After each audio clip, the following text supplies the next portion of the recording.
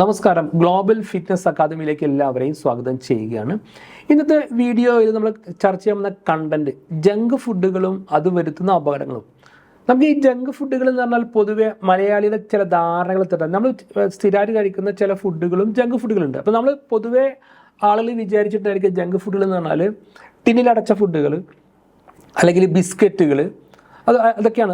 ഇത് മാത്രമല്ല, അതായത് ടിന്നിലടച്ച ഫുഡുകൾ, ബിസ്ക്കറ്റുകൾ അല്ലെങ്കിൽ എന്ത് ചെയ്യുക, സെവനപ്പ് പോലത്തെ സോഫ്റ്റ് ഡ്രിങ്കുകൾ, ഇത് മാത്രമല്ല ജങ്ക് ഫുഡുകൾ എന്ന ലിസ്റ്റിലുള്ളത്. നോക്കാം, നമുക്ക് ഞാൻ പറഞ്ഞു വരുമ്പോൾ നമ്മൾ ഭൂരിപക്ഷം കഴിക്കുന്ന ഫുഡുകളും ജങ്ക് ഫുഡ് എന്ന ലിസ്റ്റിൽ വരും. അപ്പോൾ ഈ ജങ്ക് ഫുഡ് കഴിച്ചാലുള്ള പ്രയാസങ്ങളെ കുറിച്ച് ചർച്ച ചെയ്യുന്നുണ്ട്. അപ്പോൾ ജങ്ക് ഫുഡിൽ ഒന്നുള്ളത് ഇന്ന് നമ്മുടെ ഈ പുത്തൻ എന്ത് പറയുക റോഡ് സൈഡിൽ കാണുന്ന എന്താ പറയുക ഈ ചില തരത്തിലുള്ള തട്ടുകളിൽ ഉപയോഗിക്കുന്നൊക്കെ ജങ്ക് ഫുഡുകളാണ്. ഇത് ഫാസ്റ്റ് ഫുഡ്, അതും ജങ്ക് ഫുഡിലാണ് വരിക. ഫാസ്റ്റ് ഫുഡിലൊക്കെ ഭൂരിപക്ഷം കരിച്ചതും പൊരിച്ചതും മസാലയും എന്ത് ചെയ്യുന്നുണ്ട്, ജങ്ക് ഫുഡിൽ വരുന്നുണ്ട്. പിന്നെ നമ്മളെ ഈ മലയാളികളുടെ കോമൺ ഫുഡായിട്ടുള്ള പൊറോട്ട, ബീഫ്, അല്ലെങ്കിൽ ബീഫ് നല്ല എന്ത് ചെയ്യുക, നല്ല എണ്ണയിൽ നല്ല വറുത്തെടുത്ത നല്ല കൂടുതൽ എണ്ണ ഉപയോഗിച്ച് പൊരിച്ചെടുത്തും ജങ്ക് ഫുഡിലാണ് വരുന്നത്. പിന്നെ എണ്ണയിൽ പൊരിച്ചെടുക്കുന്ന കൂടുതലായിട്ട് ഡ്രൈ ആയിട്ട് വരുന്ന എന്തോ എല്ലാം ജങ്ക് ഫുഡ് ലിസ്റ്റിൽ നമുക്ക് പെടുത്തുന്നുണ്ട്. പിന്നുള്ളത് ഈ ചിപ്സ് പോലത്തെ അല്ലെങ്കിൽ എന്താ പറയുക ബേക്കറി ഉൽപ്പന്നങ്ങളും ജങ്ക് ഫുഡിലാണ് വരുന്നത്. അപ്പോൾ ഇതൊക്കെ തന്നെ പൊതുവേ നമ്മൾ കഴിക്കുന്ന ഫുഡുകളും. സത്യത്തിൽ നമ്മളെ പാരമ്പര്യേതര ഫുഡൊക്കെ മാറ്റി വെച്ചിട്ട് എന്ത് ചെയ്യുക, കൂടുതൽ കരിച്ചതും പൊരിച്ചതുമായിട്ടുള്ള ഈ ഫുഡ് ജങ്ക് ഫുഡ് കഴിച്ചേണ്ടെന്ന പ്രശ്നങ്ങളെ കുറിച്ചും നോക്കാം നമുക്ക്. അതിൽ ഈ ജങ്ക് ഫുഡ് ഇപ്പോൾ ഇത്രേ ഉള്ളൂ, നമ്മൾ മലയാളികൾ കഴിക്കുന്ന ഭക്ഷണത്തിന് നല്ലൊരു ശതമാനം ജങ്ക് ഫുഡുകളാണ്. എന്നാലും നമ്മളൊരു 30-40 വർഷം പിന്നോട്ട് എടുത്ത് നോക്കുകയാണെങ്കിൽ അന്നത്തെ ആളുകൾ ജങ്ക് ഫുഡുകൾ എനിക്ക് തോന്നുന്നു വളരെ ചെറിയ പേഴ്സണായി കഴിച്ചിട്ടുള്ളൂ. ഈ 2000-ന് ശേഷം അല്ലെങ്കിൽ 2010-ന് ശേഷം കൂടുതലായിട്ടുള്ള ഫുഡുകൾ നമ്മുടെ നാടുകളിലേക്ക് ഒന്നിച്ച് കയറി വരുന്നതും പലതരത്തിലുള്ള ഫുഡുകൾ കരിച്ചതും പൊരിച്ചതും ഫുഡുകൾ നമ്മൾ അധികം കഴിക്കുന്നതും ഘട്ടം ഘട്ടമായി മലയാളി രോഗത്തിലാകുന്നതും. അപ്പോൾ ഈ ജങ്ക് ഫുഡിന് ഏറ്റവും ഒരു പ്രശ്നം എന്ന് വെച്ച് ഒബേസിറ്റിനെ, പൊണ്ണത്തടി കൂടും. എന്താ പറയുക, ഇന്ന് കേരളത്തിൽ ഏകദേശം ആൺപെൺ കണക്കെടുത്ത് ഏകദേശം 60%, ഒരു 40 വയസ്സ് കഴിഞ്ഞ് 60% ആളുകൾ പൊണ്ണത്തടിയില്ല. ഇത് കാരണം ഈ അശാസ്ത്രീയമായ മുകളിൽ പറഞ്ഞിട്ടുള്ള ഫുഡിൻ്റെ തുടർച്ചയായിട്ടുള്ള ഉപയോഗം തന്നെയാണ്. പിന്നെ രണ്ടാമത്തെ ഡയബറ്റീസ് ക്യാപിറ്റൽ ഓഫ് ഇന്ത്യ. നമുക്കറിയാം ഈ കേരളമാണ് ഇന്ത്യയിലെ ഏറ്റവും കൂടുതൽ ഡയബറ്റിക് രോഗികൾ, പ്രമേഹ രോഗികളുള്ള ഒരു സംസ്ഥാനം. ഏറ്റവും കൂടുതൽ പ്രമേഹത്തിന് മരുന്ന് വിൽക്കുന്ന സ്റ്റേറ്റും കേരളമാണ്. അതും എന്താണ്, ഈ നമ്മളെ കണ്ടിന്യൂസ് ആയിട്ടുള്ള ജങ്ക് ഫുഡിൻ്റെ ഉപയോഗം തന്നെയാണ്. മറ്റൊരു കാർഡിയോവാസ്കുലർ ഡിസീസസ്. കേരളത്തിൽ നമുക്കറിയാം, കേരളത്തിൽ വളരെ ചെറുപ്പത്തിലുള്ള ഒരുപാട് ആളുകൾ പെട്ടെന്ന് അറ്റാക്ക് ഒന്ന് മരിച്ചു പോകുന്നുണ്ട്. നമുക്കറിയാം, നമ്മളെ നാടുകളിൽ തന്നെ ഒരു 40-നും 50-നും ഇടയിലുള്ള ഒരുപാട് പ്രത്യേകിച്ച് യുവാക്കൾ പെട്ടെന്നുള്ള ഒരു എന്താ പറയുക ഈ ഹാർട്ട് അറ്റാക്കുമായി ബന്ധപ്പെട്ട അസുഖം മരിച്ചു പോയ ഒരു കാരണം നമ്മൾ ഇത്തരത്തിലുള്ള അശാസ്ത്രീയമായിട്ടുള്ള തുടർച്ചയായിട്ടുള്ള ജങ്ക് ഫുഡിൻ്റെ ഉപയോഗം തന്നെയാണ്. മറ്റൊന്നാണ് പ്രഷർ, ഹൈ ബ്ലഡ് പ്രഷർ. ഈ പ്രഷറിനുള്ള ഒരു മെയിൻ കാരണം നമ്മൾ ഉപ്പിൻ്റെ ഉപയോഗം കൂടിയിട്ടാണ്. നമുക്കറിയാം ഈ മലയാളി അനാവശ്യ ഉപ്പ് വലിച്ചു വരി കഴിക്കുന്നുണ്ട്. എന്തിനും ഉപ്പിടും. ഉപ്പ് വളരെ കുറച്ച് ശരിക്കൊരു 3 ഗ്രാം ഉപ്പുള്ളൂ, 3 മുതൽ 4 ഗ്രാം ഉപ്പുള്ളൂ ശരിക്കൊരു വ്യക്തിയുടെ ശരീരത്തിൽ ഒരു ദിവസം കയറാൻ പാട്. നമ്മൾ കഴിക്കുന്ന ഫുഡിൽ എല്ലാം ഉപ്പ്. ഉദാഹരണത്തിന് കഞ്ഞിയിൽ അല്ലെങ്കിൽ കറികൾ എല്ലാതും അനാവശ്യം ഉപ്പ്, ഉപ്പിൻ്റെ ഒരു ബിഹേവിയർ നമ്മൾ കൊണ്ടുപോയി നിൽക്കുകയാണ്. അപ്പോൾ നമ്മൾ ഈ കഴിക്കുന്ന ഈ ജങ്ക് ഫുഡിൽ ഏറ്റവും കൂടുതൽ ഉപ്പ് ഉപയോഗിക്കുന്നത്. അപ്പോൾ അത് കാരണം എന്ത് കാരണം നമുക്ക് ഈ ബ്ലഡ് പ്രഷർ വരുന്നുണ്ട്. അതും നമുക്കറിയാം, കേരളത്തിലെ ഒരു 50 കഴിഞ്ഞ 40% ആളുകളും പ്രഷർ രോഗികളാണ്. ഇതിന് കാരണം ഈ കണ്ടിന്യൂസ് ആയിട്ട് ജങ്ക് ഫുഡുകളും ഉപ്പിൻ്റെ അമിത ഉപയോഗമാണ്. മറ്റൊന്നാണ് ഡൈജസ്റ്റീവ് പ്രോബ്ലം. നമുക്കറിയാം, അതും നമ്മളെ നല്ലൊരു തലമുറ ആളുകൾക്ക് എന്ത് ചെയ്യുക, പുളിച്ചത് കിട്ടുക അല്ലെങ്കിൽ നെഞ്ചരിച്ചിൽ, അങ്ങനെ ദഹന പ്രശ്നങ്ങളാണ്. ഈ ദഹന പ്രശ്നത്തിന് കാരണം അശാസ്ത്രീയമായിട്ടുള്ള ഈ കരിഞ്ചിലുള്ള കാർബൺ അടങ്ങിയ ഫുഡുകളും അല്ലെങ്കിൽ എണ്ണയുടെ കണ്ടന്റ് കൂടുതലായിട്ട് വരുമ്പോൾ പെട്ടെന്ന് ദഹന പ്രക്രിയ അസ്വസ്ഥപ്പെടുത്തും. അപ്പോൾ ഈ ദഹന പ്രശ്നം തുടർച്ചയായിട്ട് വരുന്നുണ്ട്. അതുമായി ബന്ധപ്പെട്ട് എന്ത് ചെയ്യുക, സ്ഥിരമായിട്ട് ഈ ദഹന പ്രശ്നം മരുന്ന് കുടിക്കുന്ന എത്രയോ ആളുകൾ നമ്മുടെ നാടുകളുണ്ട്. ഇവർ ശ്രദ്ധിക്കേണ്ടത് ഈ ജങ്ക് ഫുഡ് ഒന്ന് ഒഴിവാക്കി നമ്മൾ പഴയ പാരമ്പര്യ ഫുഡിലേക്ക് വരിക. ആ ഫുഡൊന്ന് പാകത്തിന് കഴിക്കുക, ഒരിക്കലും ഓവറായിട്ട് കഴിക്കരുത്, പാകത്തിന് കഴിക്കുക. പിന്നെ പഴങ്ങളും പച്ചക്കറികളും കൂടുതൽ കഴിക്കുക. പിന്നെ ചെറിയ രീതിയിലുള്ള എന്ത് ചെയ്യുക, നല്ല മോശമില്ലാത്ത രീതിയിൽ എക്സസൈസിലേക്ക് വരിക. പിന്നെ നല്ല രീതിയിൽ വെള്ളം കുടിക്കുക. എന്ന് പറഞ്ഞാൽ ഒരു പരിധി ഇത്തരം പ്രശ്നം സോൾവ് ചെയ്യാൻ നമുക്ക് സാധിക്കും.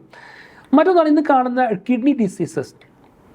നമ്മൾ ആളുകൾ ശ്രദ്ധിച്ചിട്ടുണ്ട്, ഒരു 10-30 വർഷം മുമ്പ് കിഡ്നി രോഗികൾ ഇല്ലായിരുന്നു. ഇന്ന് കിഡ്നി രോഗികളുടെ എണ്ണം കൂടുക. അതിൻ്റെ പ്രധാന കാരണം ജങ്ക് ഫുഡുകളാണ്.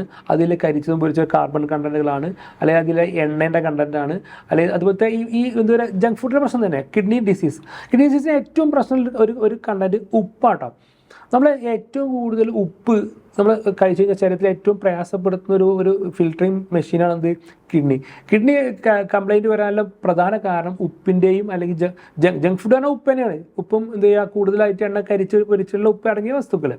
അപ്പോൾ കിഡ്നി ഡിസീസിൻ്റെ പ്രധാന കാരണം ഈ ജങ്ക് ഫുഡുകളാണ്. അപ്പോൾ ഇത് കേൾക്കുന്ന ആളുകൾ എന്ത് ചെയ്യുക, ഒന്ന് കൺട്രോൾ ചെയ്ത് കഴിക്കാം. അപ്പോൾ ഇത്തരം വേറെ കണ്ടന്റുകൾ അടങ്ങിയിട്ടുള്ള ഈ വീഡിയോ ഇപ്പോൾ നിങ്ങൾ സബ്സ്ക്രൈബ് ചെയ്യുക, ഫോളോ ചെയ്യുക, പിന്നെ എന്ത് ചെയ്യുക, നിങ്ങളുടെ ഫ്രണ്ട്സിനൊക്കെ അയച്ചു കൊടുക്കുക. മറക്കുക താഴെ പോലെ ബെൽ ബട്ടൺ ഒന്ന് എന്ത് ചെയ്യുക, ബട്ടൺ പ്രസ് ചെയ്യുക.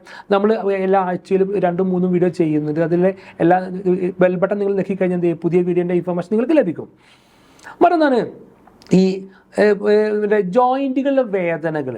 അതൊന്ന് യൂറിക് ആസിഡ് കാരണം ഒന്ന് വരാം, രണ്ടാമത് നീർക്കെട്ടും വരാം. ചിലർക്ക് ഉണ്ടാവും ഈ ശരീരത്തിൽ അനാവശ്യ വേദനകൾ, ഈ രാവിലെ എന്ന് വെച്ചാൽ അവിടെ വേദന ഇവിടെ, ഇതിനൊക്കെ എന്താണ് ജങ്ക് ഫുഡ് കാരണമാകുന്നത്. അപ്പോൾ അതൊന്ന് യൂറിക് ആസിഡാണ്.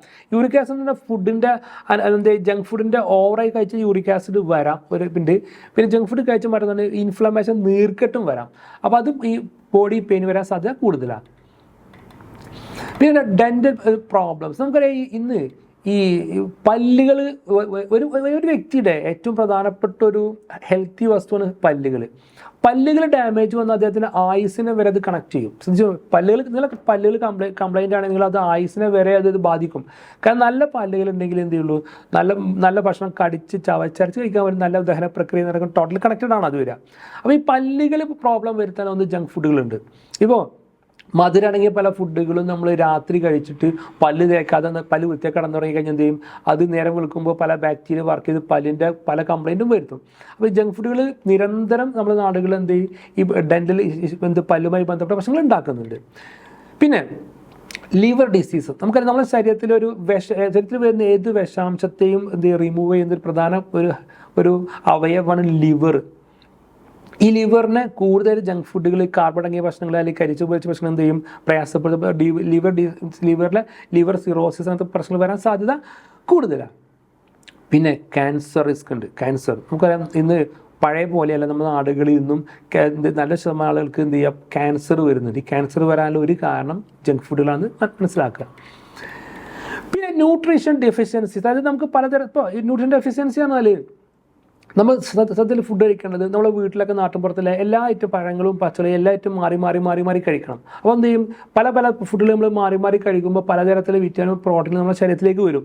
എന്നാൽ ഇന്ന് ആധുനിക കാലഘട്ടത്തിൽ എന്ത് ചെയ്യുക, സ്ഥിരമായിട്ട് ജങ്ക് ഫുഡുകൾ മാത്രം കഴിക്കുന്ന ആളുകൾ മറ്റു ഭക്ഷണം കഴിക്കില്ല. അവരെന്ത് കഴിക്കുന്ന, അപ്പോൾ ചിക്കനുമായി ബന്ധപ്പെട്ട കരിച്ചതും പൊരിച്ചതും കഴിക്കുക, അല്ലെങ്കിൽ അങ്ങനത്തെ എന്ത് ചെയ്യുക, ബീഫുമായി ബന്ധപ്പെട്ട കരിച്ചതും പൊരിച്ചതും കഴിക്കുക, അല്ലെങ്കിൽ ടിന്നിലടച്ച ജ്യൂസുകൾ എന്ത് ചെയ്യുക കുടിക്കുക, അല്ലെങ്കിൽ ടിന്നിലടച്ചിലെ സോഫ്റ്റ് ഡ്രിങ്കുകൾ മാത്രം കുടിക്കുന്ന ആളുകളുണ്ട്. ഇങ്ങനത്തെ ആൾക്കാർക്ക് പലതരത്തിലുള്ള ന്യൂട്രീഷണൽ ഡെഫിഷ്യൻസി വരാനും അതുമായി ബന്ധപ്പെട്ട അസുഖം വരാനും സാധ്യത കൂടുതലാണ്.